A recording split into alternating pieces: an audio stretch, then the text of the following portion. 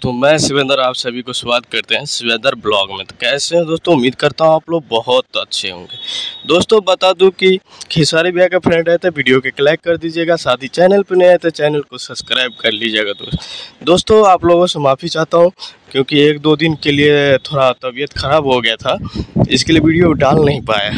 तो भाई लोग आप लोगों से माफ़ी चाहते हैं। और भाई लोग बता दूँ, एक गाना आ रहा है खेसारी भैया का, काफ़ी गजब का है, बलम काफ़ी गजब का है, तो आप लोग देखे होंगे। और भाई लोग हम तो थोड़ा तबीयत ख़राब था, इसके लिए मैं वीडियो नहीं डाल पाया है भाई लोग, उसके लिए माफ़ी। भाई लोग काफ़ी गजब का है, उसमें सपना चौधरी साथ दिए खेसारी लाल यादव के साथ। और भाई लोग ये खेसारी लाल यादव गाएगा नहीं, पर उसमें पंजाबी सिंगर है, काफ़ी गजब का है, आप लोगों को देखने के लिए मिलेगा 1 से 2 दिन के अंदर में। चलते हैं अगले वीडियो में।